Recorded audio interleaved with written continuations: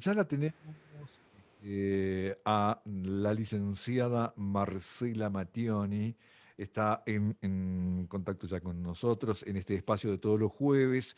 Bioceno Educación Ambiental. Marcela, ¿cómo estás? Buenos días. Muy bien, feliz de estar de vuelta, bueno, en esta columna, acá acompañada por mis mascotas, quienes me ven, Mirá que me está torturando con sus uñas, muy bien, muy pero bien. bueno, Con mascota cachorrita, incluida. Mascota incluida. así es. Bueno, es más, que de hecho la centro para poder hacer esta columna, porque bueno, vieron que el Zoom a veces se complica con los perros ladrando afuera y demás, así que bueno, acá lo tengo al lado mío, pero No este, importa. no hay problema. Son parte de la familia, ¿sí? Exactamente. Bueno, y en este caso, hoy muy feliz de tenerla a Silvia Lede. Bueno, en su momento fue compañera de la facultad, así que hacía muchísimos años que no la veía. Y bueno, tuve el placer de tener un contacto la semana pasada, bueno, viendo esto de ver cómo, bueno, podíamos incorporarla a la columna Ajá, desde lo que ella hace, ¿no? Y es súper interesante. Ella trabaja con la parte de biotecnología, muy bien. asuntos regulatorios y desarrollo sostenible. Así que bueno, primero darle la bienvenida, agradecida de que esté con nosotros y bueno, vamos a charlar en este momento entonces sobre estos temas, sobre lo que ella Ujú. hace, sobre lo que ella trabaja. Así que lo primero es darle la bienvenida y el espacio para que ella se presente. Bueno, Silvia, buenos días, bienvenida. Gracias. Buenos días, Marcela, José, muchísimas gracias por esta invitación, es un honor y bueno, también un placer reencontrarme con Marcela y bueno, poder compartir este espacio y conversar un poco de temas tan interesantes como por lo menos son para mí lo que es la biotecnología y el poder hacer el desarrollo sostenible y la aplicación de todo lo que son los recursos biológicos para el día a día, ¿no? Muy bien. Este, bueno, un placer nuevamente. Bueno, contanos un poquito sobre, digamos, quién sos, qué haces, tu currículum, que bueno, uno busca Silvia Lede en internet y se encuentra con una catarata ahí de información, o sea, más allá de que vos me enviaste tu currículum y, digamos, yo conozco algo de tu trayectoria, pero bueno, contanos un poquito qué haces, cómo lo haces, con quién has trabajado, y bueno, y después de ahí vamos a ir viendo esos caminitos para recorrer. Bueno, gracias Marce. Bueno, yo soy bióloga con especialización, como ustedes lo mencionaron, en lo que es biotecnología, asuntos regulatorios y desarrollo sostenible. Y bueno, ¿qué tiene que ver esto? Un poco la biotecnología es el uso de todos los seres vivos y los recursos generados por los seres vivos para poder desarrollar algún producto o algún bien, ya sea utilizable por el ser humano o para los animales o para el medio ambiente.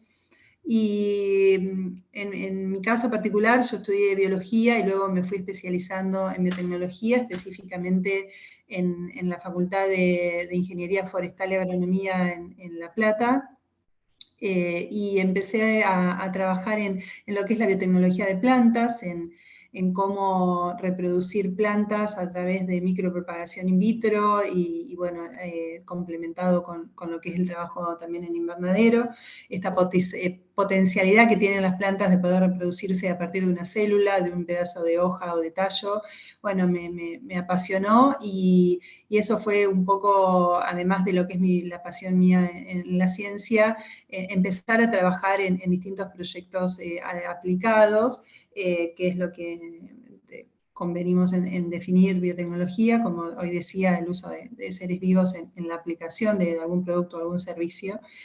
Y con los años me fui también especializando en los asuntos regulatorios que tienen que ver con cuáles son los criterios y las normativas digamos, se utilizan para poder evaluar el análisis de riesgo en lo que es el impacto ambiental y la inocuidad alimentaria de los productos que se obtienen a partir de la biotecnología, como también todo lo que tiene que ver con la propiedad intelectual para defender el derecho de quienes vayan haciendo invenciones en ese sentido.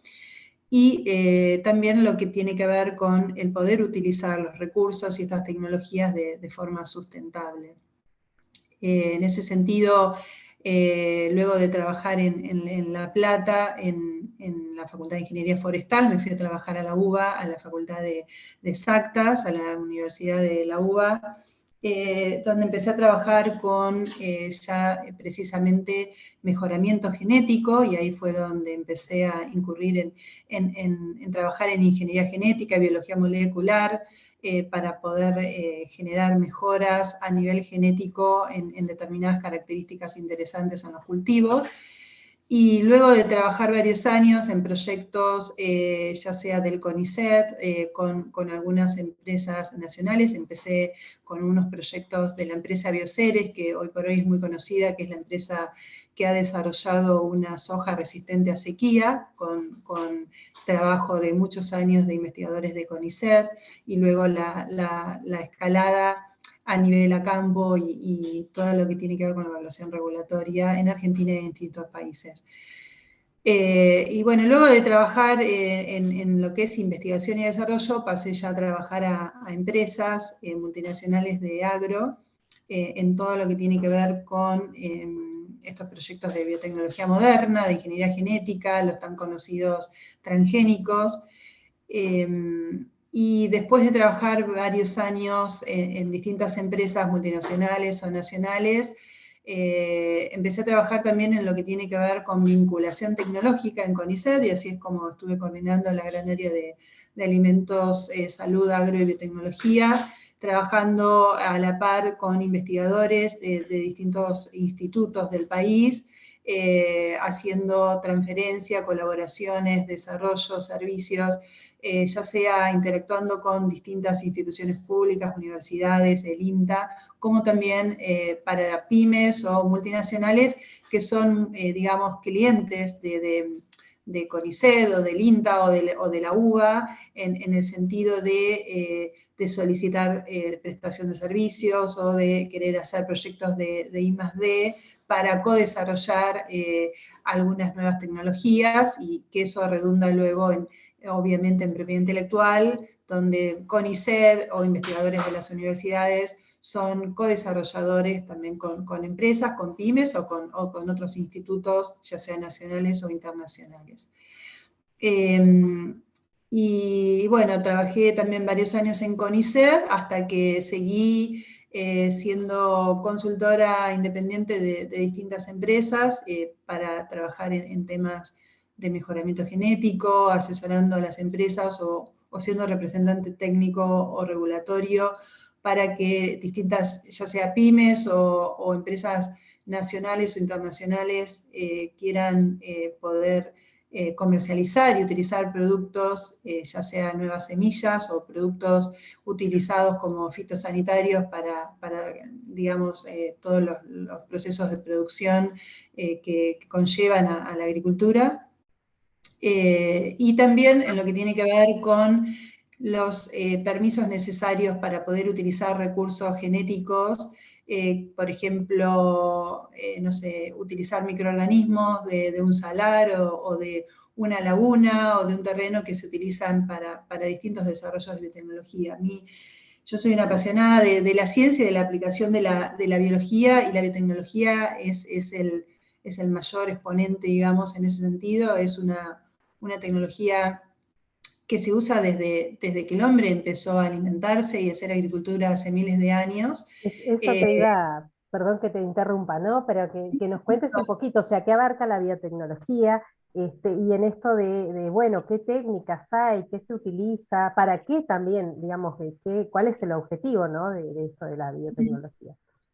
Bien, sí, sí, sí. Bueno, la biotecnología es muy amplia. Hoy cuando empecé la charla les decía, es el uso de los seres vivos, ya sea animales, plantas, microorganismos, o derivados de ellos, para hacer algún producto o algún bien, servicio para el hombre, los animales, el medio ambiente.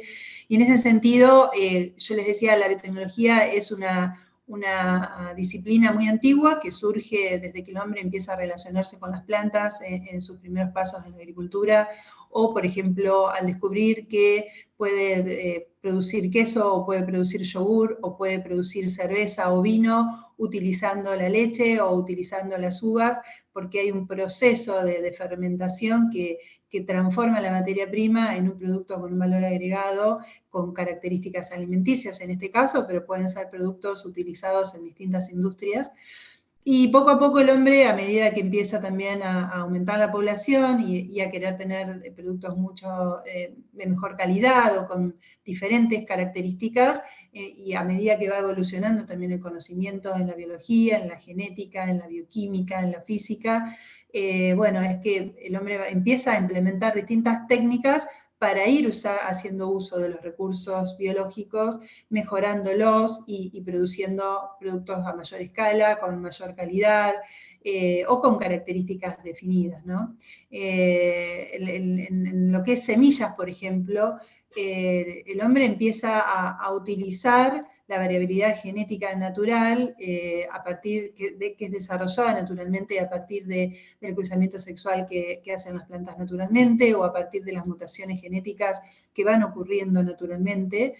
Así es como nosotros podemos ver que de maíz o de soja o de manzana o de lechuga o de remolacha hay miles de variedades diferentes, y esto tiene que ver con esa modificación genética que ocurre desde hace años, que en principio fue natural, pero que el hombre al empezar a estudiar y a aprender en este sentido, empezó también a utilizar distintas técnicas para ir generando nueva variabilidad, por ejemplo, para encontrar, no sé, plantas que puedan resistir ciertas enfermedades o que puedan tener mayor rendimiento, o cereales que, por ejemplo, no sé, el tallo no se quiebre y tenga mayor rendimiento. Entonces, con eso se va trabajando en poder tener mayores rindes, mejores productos, más facilidad en todo lo que es la siembra, la cosecha, el almacenamiento, productos que tengan mayor vida en góndola, que puedan transportarse desde el lugar de cosecha.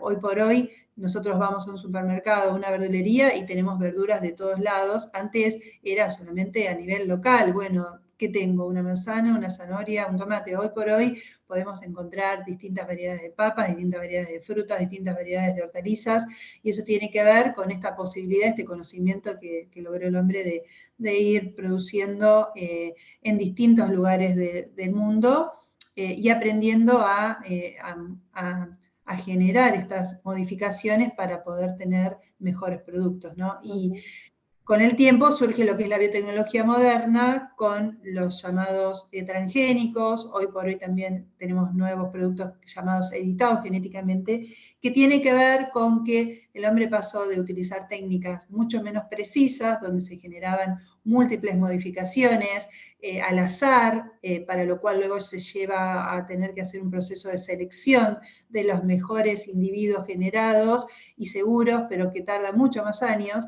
Y con las nuevas tecnologías logramos un avance gigantesco en el poder hacer modificaciones muy precisas, ya en determinadas información genética, y no en todo al azar, Claro. preciso para obtener una característica definida. Yo había registrado eso, bueno, en nuestra entrevista previa, que vos mencionabas que la ingeniería genética era precisa, ¿no?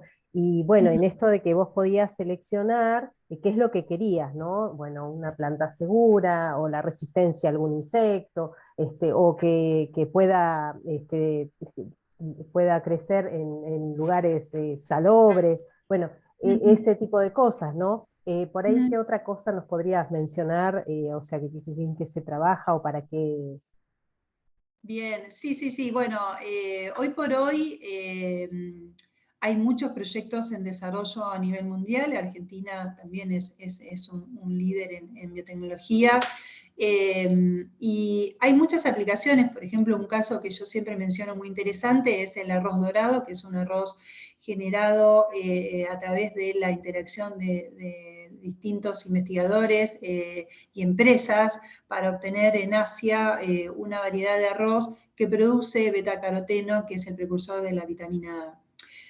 Todos sabemos que el arroz, así como la papa, son, digamos, alimentos de las dietas básicas en el mundo, y sobre todo de los países en desarrollo. ¿Y qué pasa? Vemos que hay una gran morbilidad o mortalidad o ceguera en niños por deficiencias en vitamina A. Entonces, considerando, por ejemplo, que el arroz es un alimento básico de la dieta en muchos países, pero sabiendo que el arroz no es una fuente rica en vitamina A, para poder suplementar esa vitamina es que hoy nosotros podemos, por ejemplo, consumir distintos alimentos que tengan vitamina A o incluso ir a la farmacia y comprar vitamina A, pero no siempre es posible, no siempre está dentro digamos, de la economía o de las posibilidades de todos los individuos. Entonces, tener un arroz, que es el primer alimento y de menor coste para muchas poblaciones, pero que sí produzca vitamina A, es súper alentador porque ayuda a poder trabajar en planes de suplir esas deficiencias. Entonces, ¿qué hicieron unos investigadores? Buscaron en qué organismos, ya sea plantas o bacterias, era posible obtener la información genética que hace que un organismo luego exprese vitamina A, y en ese sentido descubrieron genes de una planta y de una bacteria, que son 3 genes que es posible utilizar para generar distintos los betacarotenos necesarios para producir la vitamina A, y se la transfirieron al arroz.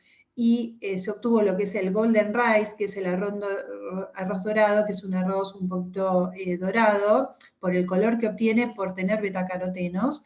Y bueno, y es un desarrollo sumamente importante con alto impacto social, que incluso, si bien todos los desarrollos tienen atrás patentes, en este caso ha sido liberado hasta incluso productores, no recuerdo si era hasta 10.000 hectáreas o qué, pero como para, digamos, poder ser libres sin costo por patentes incluso, ¿no? A pequeña escala, para lo que es la necesidad de poder tener esa tecnología en países en desarrollo o para economías más pobres. Fantástico, sí, ese ejemplo también como para ilustrar por ahí de qué estamos hablando, ¿no? Así que me parece buenísimo, buenísimo ese ejemplo.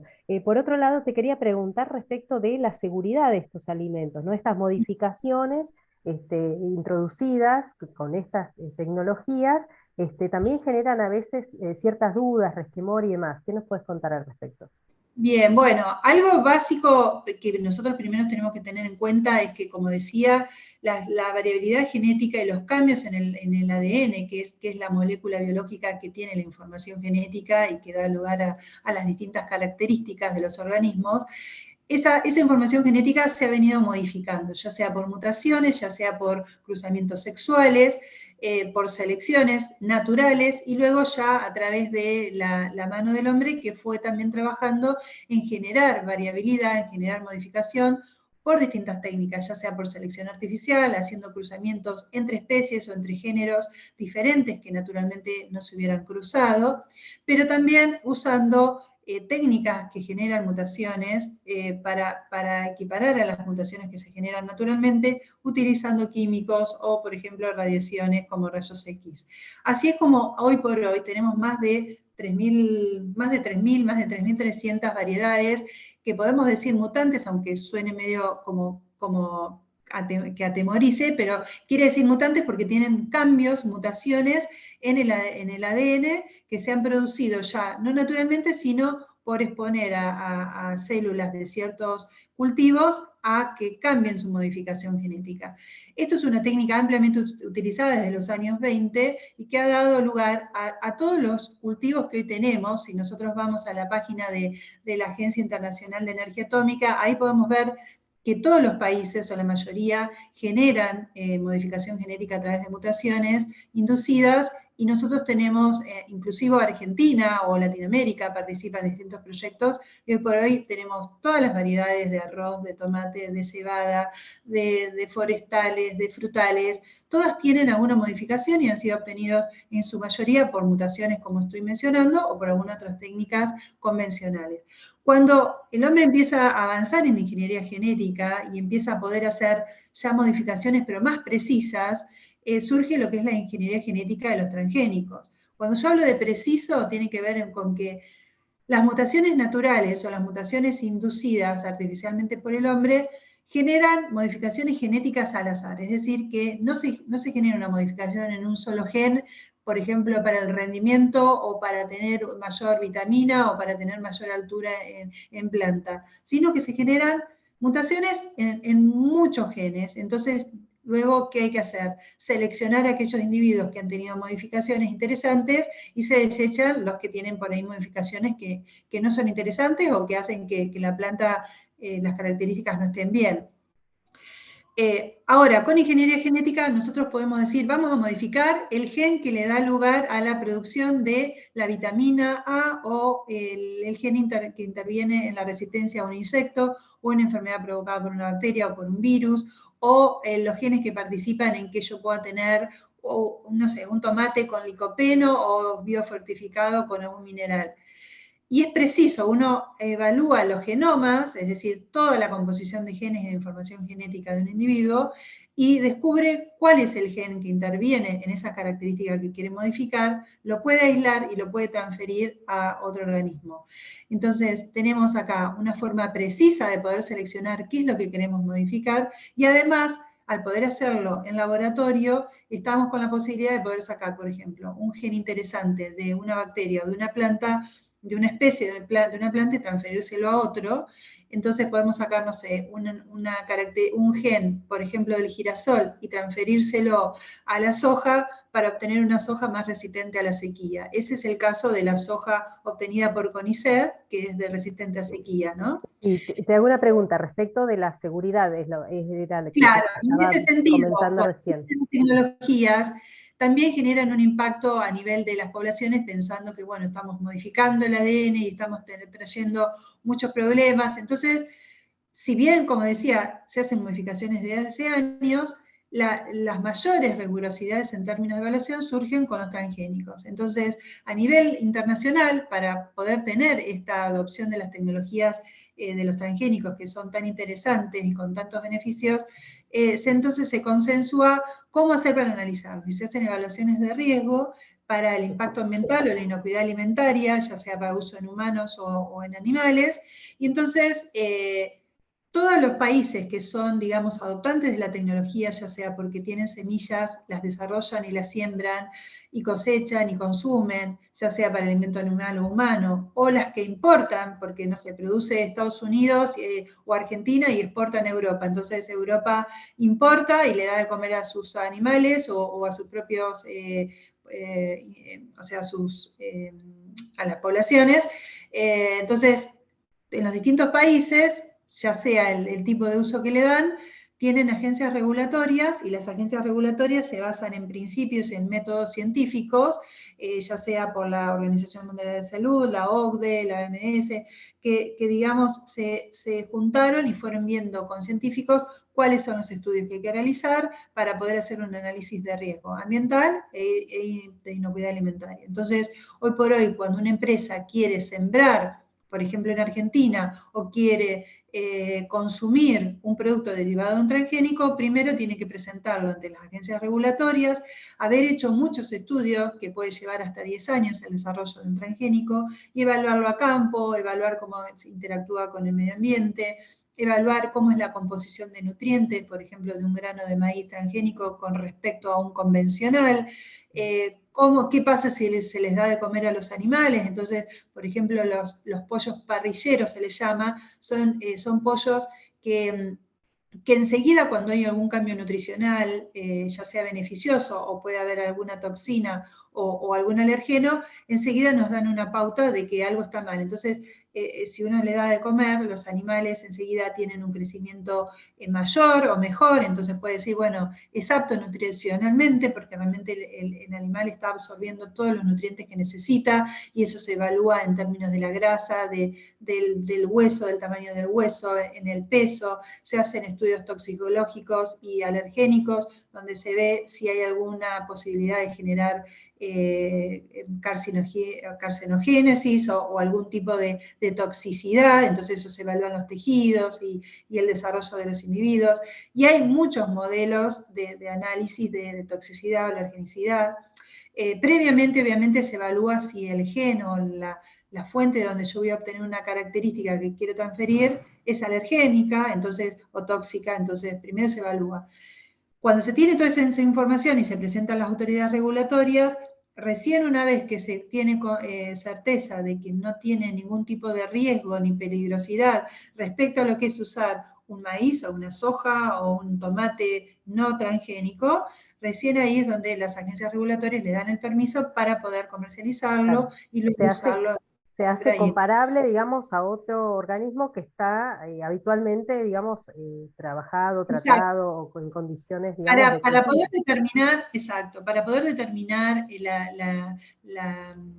riesgo de un transgénico, lo que se hace es evaluar y hacer ensayos de todo tipo utilizando testigos, donde los testigos van a ser semillas de mi maíz o de mi soja o de mi tomate no transgénico que se cultiva convencionalmente y que ya sabemos por historial de uso que son buenos, y se compara con las semillas del transgénico. Entonces, durante más de 10 años se tienen muchísimos estudios bioquímicos de distintos a campo, en laboratorio, donde uno puede ver que hay diferencias o no diferencias. Entonces eso es lo que da certeza para poder liberar al medio ambiente y consumir un producto, ¿no?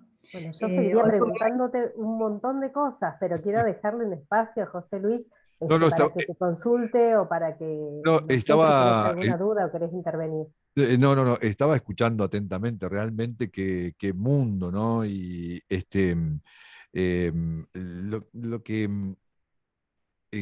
quería, digamos, preguntarle a Silvia si, digamos, ella hablaba de las intervenciones ya desde el año 20 en algunos productos o alimentos, si esto, si esta intervención, digamos, esta modificación genética en pos y en beneficio de obtener resultados positivos, realmente ha ido mejorando la calidad de los alimentos y la calidad de vida de los seres humanos o no. ¿Qué ha sucedido? Si hay, digamos, un estudio, una evaluación de eso, ¿no? bueno, sí, hay diferentes estudios que muestran, primero hablábamos hoy de los años 20 cuando empezamos con la aplicación de mutaciones. El tema de los transgénicos recién empezó a sembrarse el primero, por ejemplo, en el año 96, que fue la soja tolerante a un herbicida. Hoy por hoy, respecto a variedades obtenidas por otras técnicas, inclusive mutantes, tenemos mucho más de 3.000 y pico de variedades diferentes mutantes, más de 14.000, por ejemplo, acá en Argentina, variedades distintas registradas, obtenidas por distintas técnicas de mejoramiento. Y lo que respecta a distintos tipos de cultivos transgénicos, hoy contamos con más de 70 registrados, aprobados aquí en Argentina. En lo que respecta a transgénicos solamente hay maíz, soja, algodón, papa, alfalfa y cártamo aprobados, pero Ajá. lo que respecta a obtenidos por mutaciones genéticas tenemos todos los cultivos que se nos ocurran, que hoy por hoy consumimos, que han sido obtenidos con este tipo de variaciones. Y bueno, y los estudios que hay a lo largo de todas estas generaciones demuestran beneficios a nivel de no solo económicos para los productores y los consumidores, sino también beneficios a nivel ambiental, porque, por ejemplo, con el caso de los transgénicos, hay muchos estudios que demuestran que es mejor porque están asociados a prácticas como la siembra directa, que hace que uno no tenga que labrar la tierra, y en ese sentido entonces se conserva más la materia orgánica, se emiten menos emisiones de carbono, y se consume menos también combustible, porque, digamos, el proceso de cultivo asociado a cultivos transgénicos con siembra directa tiene, digamos, más beneficios en términos también de que es el proceso en sí mucho más simple y se usa menos combustible para transporte, para maquinaria. Y por otro lado, a nivel salud, también porque los cultivos, como decía, hoy por hoy están mejorados, pero con mejoras que se hacen más, digamos, precisas y donde tenemos una batería impresionante de estudios que demuestran que no hay toxicidad, no hay un solo caso digamos, de ejemplo de que haya habido un problema de salud por el uso de cultivos transgénicos. Al contrario, hay ejemplos, por ejemplo, en poblaciones incluso en estudios en Sudáfrica, donde muestran que con cultivos no transgénicos hay que aplicar mucho más insecticidas que usando transgénicos que son resistentes a insectos, perdón. Entonces, en ese sentido, tenemos también menos uso de agroquímicos, menos exposición de los trabajadores. Y bueno, y a nivel salud y a nivel mayor nutrición también, porque podemos obtener cultivos más nutritivos o con mejor calidad. Por ahí también Sí, mencionar, sí, perdone que sí, intervenga, el tema del aumento poblacional humano. Creo claro. que no es menor tener en Ujú. cuenta eso, ¿no? Y que por eso también estas técnicas terminan siendo una herramienta para darle de comer al mundo, ¿no? Para no tener hambre. Y- Entonces, y- sí, también es importante. es interesante eso, justamente iba a decir Marcela, ¿no? Del aumento poblacional, pero también otro dato, Silvia, quería preguntarte, no tenemos muchos minutos más, pero a ver, la verdad que da para charlar un rato largo, ¿no? Es interesante esta charla con Silvia. Se puede, no sé si sucede, te lo pregunto, esto si pasa o pasará a futuro, discriminar, digamos, el alimento en relación a problemas o a dolencias o a afecciones determinadas en relación a la salud de los seres humanos. ¿Se entiende? No sé si estoy entendiendo la pregunta. No sé si me quieres decir si es posible obtener alimentos que estén enfocados a remediar dolencias humanas o que O, podemos clasificar alimentos o según... a que digamos, no le, a ver, para decirlo groseramente, no le caiga mal a determinadas personas por determinada afección o dolencia o resistencia a algún producto en particular. Eso. Claro, sí, sí, sí. Bueno, hoy por hoy yo les cuento que trabajé durante años en investigación haciendo transformación genética de cultivos y Mm. después pasé a trabajar en lo que tiene que ver con la gestión y el desarrollo de información para poder hacer los análisis de riesgo y solicitar las aprobaciones de los cultivos transgénicos sabiendo que son seguros. Entonces, es como que tengo todo el ciclo desde cómo se trabaja realmente en hacer una modificación genética a también cómo estar del otro lado, si soy el desarrollador y quiero venderlo, y qué estudios se hacen para poder asegurar que es inocuo y que no genera daños al medio ambiente. Hoy por hoy, como les decía, no hay un solo ejemplo realmente validado científicamente que diga que los cultivos transgénicos pueden dar origen a alimentos no seguros. Ahora, lo que sí podemos hacer con la biotecnología moderna y la transgénesis es generar alimentos mucho más saludables. Por ejemplo, es posible obtener alimentos que sean hipoalergénicos, donde los Bien. alergenos propios de un alimento se reduzcan, o también, por supuesto, ninguna agencia regulatoria aprueba cultivos transgénicos que puedan generar un problema de la salud. Entonces, eso por otro lado también está respondiendo un poco a tu pregunta.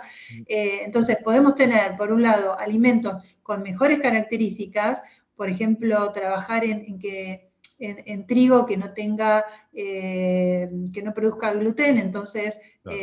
no sea perjudicial para las personas que son celíacas, pero estamos hablando de mejoras que se le pueden hacer al trigo a través de la ingeniería genética para que ciertas poblaciones con, por ejemplo, temas alergénicos o, por ejemplo, la celiaquía puedan consumir este tipo de productos. Y así innumerables ejemplos que, bueno, con gusto podría contárselos en otra ocasión sin Bien. problema. Excelente, muy bueno. Bueno, Bueno, agradecida totalmente Silvia, la verdad bueno, estos temas dan para mucho, causan esto, el desconocimiento también bueno, de qué se trata, cómo es, cómo se trabaja, y creo que con tu trayectoria, como vos decís, empezando desde un lado, desde la investigación, después todo el tema de la normativa, lo aprobado, cómo hacer, cómo hacen otros países, y todo este desarrollo que ha venido ocurriendo también y acompañando a la humanidad, digamos, a mí me deja totalmente, digamos, con un montón de preguntas también y mucho por saber y conocer. Así que bueno, quizá en algún otro momento hagamos otro contacto para hablar sobre otros temas vinculados a que fuimos desarrollando el día de hoy. Así que muchísimas gracias, gracias por estar con nosotros, por compartir este momento y bueno, bienvenida para otro programa de Dios en Educa. Bueno, Marcela y José, un placer. La verdad que quedo a disposición. Cuando quieren podemos charlar. A mí me encanta, así que podría charlar todo el día con ustedes sin problema. Así que bueno, cuando quieran me llaman otra vez y con gusto podremos charlar de estos temas. Bueno, que tengan un buen día y programa. Hasta Buenísimo. pronto. Muchas Gracias, gracias. Silvia. La verdad que interesante, Marcela. Como decía Silvia, podemos charlar todo el día porque te quedan así como preguntas y querer saber básicamente, ¿no? Tenemos que decir que la entrevista la vas a poder ver en nuestro canal de YouTube en Radio Mega 91.9 Zapala, ¿sí? Va a estar ahí la entrevista. Marcela, gracias. Se termina nuestro tiempo, ¿sí? Así es, Gracias. bueno, gracias, Bueno, gracias. presenta Fucsion Bebidas Nutracéuticas a Marcela, te vi tomando un matecito. Sí, hoy tomando mate con termoté, bueno, se viene la primavera, el verano, y Ajá. todos queremos tener un cuerpo un poco más formado, magro, y demás, así que recomiendo este producto para acompañar estos meses. Muy bien. Repetime el nombre, ¿cómo se llama? Termoté 3. Termo T3. Es un mix de té que contiene té verde, té negro, un mix de aminoácidos, L-carnitina, glutamina, tamarindo malabar, y vitaminas del complejo B, cromo y limón. Así que genial. Fucsion Bebidas Nutracéuticas, recordame el número. Sí, 299-504-0775. Muy bien. Y Matías Napoli, asesor de seguros, también presenta a Marcela Mattioni. Licenciada, muchísimas gracias. Que tenga un lindo día y un lindo fin de semana. Muy amable, ¿eh? Igualmente. Chau, chau. Gracias. Muy Gracias a ustedes. bien. Así estamos con Bioceno Educación